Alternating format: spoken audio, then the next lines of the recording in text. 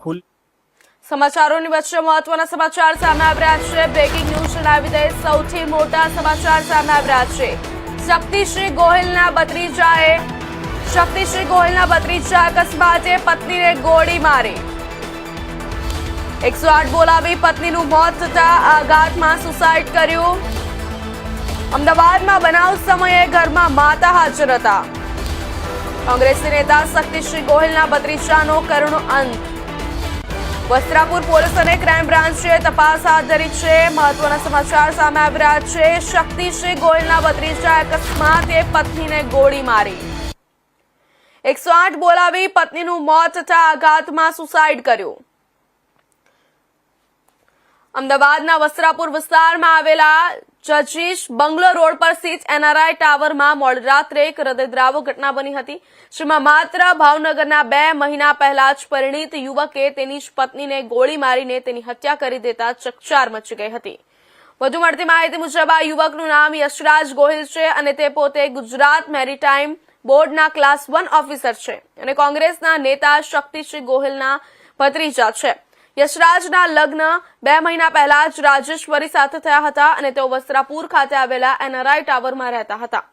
ભાવનગરના રહેવાસી યશરાજ ગોહિલ અને તેમની પત્ની રાજેશ્વરી ગોહિલ છેલ્લા 2 મહિના પહેલા લગ્ન બંધનમાં બંધાયા હતા અને બંને એનઆરઆઈ ટાવરમાં રહેતા હતા।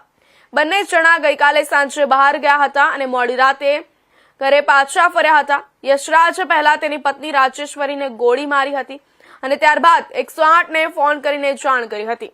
એક બાજુ 108 ની ટીમ બહાર નીકળી એટલે યશરાજે પોતાને પણ ગોળી મારી દીધી હતી। જ્યારે 108 ની ટીમ યશરાજના ઘરે પહોંચી ત્યારે રાજેશ્વરી ગંભીર રીતે ઇજાગ્રસ્ત થઈને જમીન પર ઢળી પડી હતી। ત્યારબાદ 108 ની ટીમે રાજેશ્વરીને મૃત જાહેર કરી હતી, જે બાદ યશરાજે પણ આપઘાત કર્યો હતો।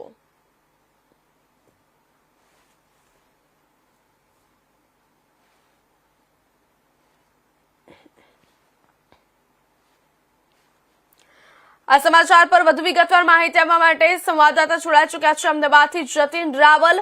જતીન, વિસ્તારથી જણાવજો શું છે સમગ્ર મામલો?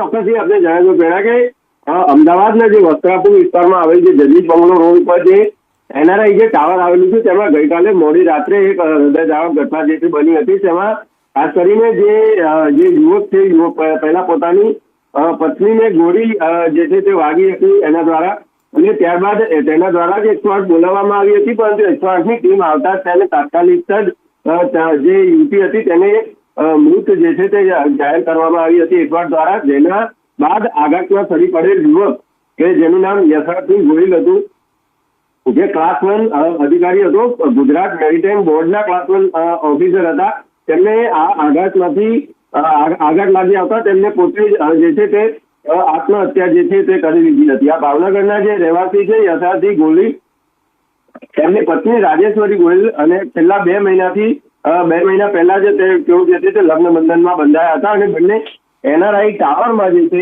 તે રહેતા હતા। બંને જણા ગઈકાલે મોડી સાંજે બહાર પણ ગયા હતા ગઈકાલે અને મોડી રાત્રે તેઓ ઘરે પાછા ફર્યા હતા। ત્યારબાદ યશરાજે પહેલા રિવોલ્વર સાથ જ્યારે જે રીતે કોંગ્રેસના જે પ્રવક્તા છે મનીષ જોશી તેમને જણાવ્યું હતું કે તેઓ પોતાની રિવોલ્વર રૂટીન પ્રક્રિયા દરમિયાન સાફ કરી રહ્યા હતા, તે દરમિયાન જ જે છે તે તેમને આ જે ગોળી છે તે એકદમ છૂટી હતી અને તે દરમિયાન તેમને આ ગોળી જે છે તે વાગી હતી।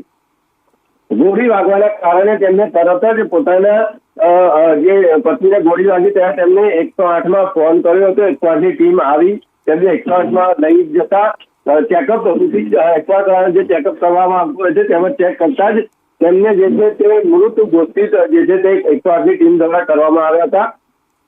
ત્યારબાદ તેને પોસ્ટમોર્ટમ ખાતે પણ લઈ જવામાં આવ્યા, પરંતુ આ આઘાતમાં સરી પડેલ યશરાજસિંહે પોતાની જાતે જ જે છે તે તેમને આત્મહત્યા કરી હતી। પોલીસ દ્વારા હજુ હાલ જે છે તે વધુ તપાસ જે છે તે અત્યારે જે છે તે ચાલી રહી છે।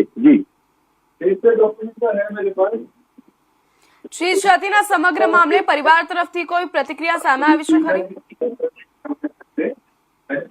ચોક્કસથી પહેલા હજુ આ મામલે તેમના પરિવારની કોઈ પ્રતિક્રિયા જે છે તે અત્યારે હાલ સામે નથી આવી, પરંતુ જે કોંગ્રેસના જે પ્રવક્તા છે કેમ કે જે શક્તિસિંહ ગોહિલ છે, કોંગ્રેસના દિગ્ગજ નેતા છે, તેમના ભત્રીજા હતા યશાસિંહ ગોહિલ, અને કોંગ્રેસ તરફથી આ પ્રતિક્રિયા જે છે તે મનીષ દોશી તરફથી આપવામાં આવેલી છે કે જે આ યશાસિંહ ગોહિલ જે છે તે રૂટીન જ્યાંથી બહાર આવ્યા ત્યારે મોડી રાતે ત્યારે રૂટીન ચેકઅપ જે કરતા હોય છે, રિવોલ્વર સર્વિસ કરતા હોય છે, તે દરમિયાન જે આ રિવોલ્વર સર્વિસ કરતા ગોળી અચાનક છૂટી ગઈ હતી અને તે તેમના પત્નીને વાગી હતી અને ત્યારબાદ તેમને 108ને ફોન કર્યો હતો. જી જી સતીન, ધન્યવાદ માહિતી બદલ.